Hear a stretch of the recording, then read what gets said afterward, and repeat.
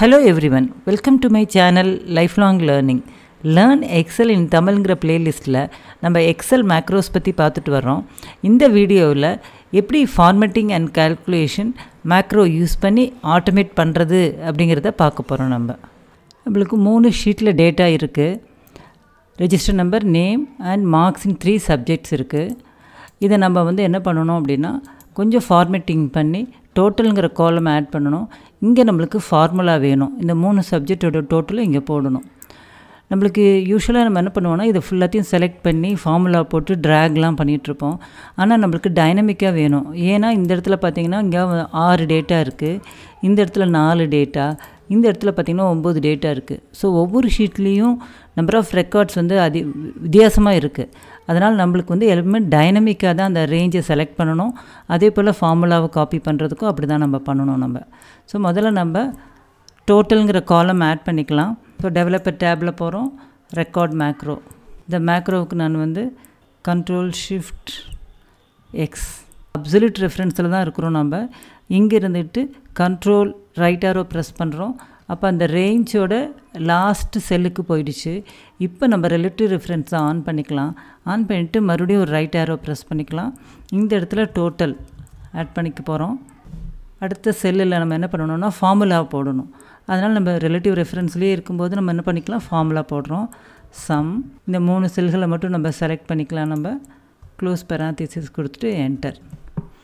இப்போ இந்த ஃபார்முலாவை அப்படியே நம்ம ட்ராக் பண்ணுறதுக்கு பதிலாக நம்ம கண்ட்ரோல் சி கொடுத்து காப்பி பண்ணிக்கிறோம்.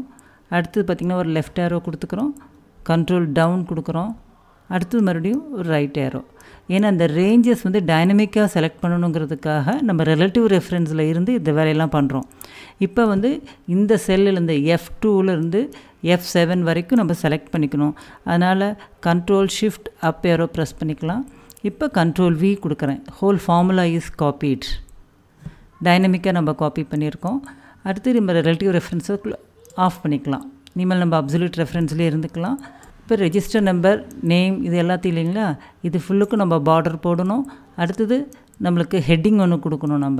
ஸோ முதல்ல நம்ம 2 ரோவை செலக்ட் பண்ணிவிட்டு ரைட் கிளிக் பண்ணி இன்சர்ட். இப்போ எனக்கு 2 ரோ மேலே இன்சர்ட் ஆயிடுச்சு. இப்போ எனக்கு ஒரு காலம் இன்சர்ட் ஆகணும். அதனால் ஏ காலம் செலக்ட் பண்ணி இன்சர்ட் கொடுத்துருக்கோம்.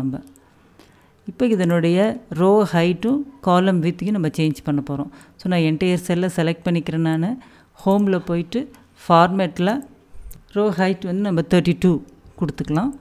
காலம் வித் நம்ம 10 கொடுத்துக்கலாம். இந்த ரெஜிஸ்டர் நம்பர் ரேப் டெக்ஸ்ட் பண்ணிக்கலாம். இந்த ஹெட்டிங் கரெக்ட் பண்ணிக்கிறேன், போல்டு பண்ணிக்கிறோம், ஃபாண்ட் சைஸை இன்க்ரீஸ் பண்ணிக்கிறோம். நம்ம பேக்ரவுண்ட் கலர் ஒரு லைட் கலர்ஸ் கொடுத்துக்கிறோம். அடுத்து இந்த என்டையர் ஏரியாவை செலக்ட் பண்ணோம். இந்த என்டையர் ஏரியாவை செலக்ட் பண்ணுறதுக்கு control shift right arrow, control shift down arrow. அடுத்து இதுக்கு பார்டர் போட போகிறோம், அலைன்மெண்ட் கொடுத்துக்க போகிறோம். இந்த செல்களை மட்டும் செலக்ட் பண்ணி மர்ஜ் அண்ட் சென்டர். இதில் என்ன ஹெட்டிங் கொடுக்க போகிறோமோ அதை கொடுத்துக்கலாம். நம்ம இன்டர்னல் மார்க்ஸ் 2022 பேட்ச்னு கொடுத்துருக்கோம். இப்போ இதனுடைய ஃபாண்ட் சைஸை நம்ம இன்க்ரீஸ் பண்ணிக்கலாம், போல்டு பண்ணிக்கலாம். இதுக்கும் நம்ம பேக்ரவுண்ட் கலர் கொடுத்துக்கலாம், maybe giving an yellow colour. So நம்மளுக்கு தேவையான எல்லாமும் முடிஞ்சிருச்சு. டெவலப்பர் டேபில் போய் ஸ்டாப் ரெக்கார்டிங். இப்போ இந்த அலைன்மெண்ட்டு நம்ம பண்ணியிருக்கிற மேக்ரோ கரெக்டாக ஒர்க் ஆகிருக்கா அப்படின்னு பார்க்குறதுக்காக ஷீட் 2க்குள்ளே போகலாம். ஷீட் 2க்குள்ளே போயிட்டு நம்மளுடைய மேக்ரோவை நம்ம ரன் பண்ணலாம். Control shift X, S it is working.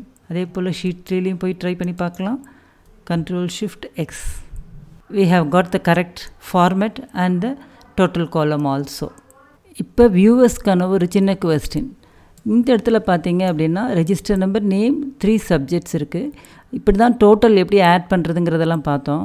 ஆனால் இதே ஃபார்முலா வச்சு நம்மளுக்கு வேரியபிள் நம்பர் ஆஃப் சப்ஜெக்ட்ஸ் இந்த இடத்துல 5 சப்ஜெக்ட் இருக்குது. அப்போ இங்கே டோட்டல் போட்டு ஒர்க் பண்ண முடியுமா? ஸோ நீங்கள் திங்க் பண்ணுங்கள், கமெண்ட்டில் கொடுங்க இதை எப்படி சால்வ் பண்ணுறதுங்கிறத. We'll see it in the next video.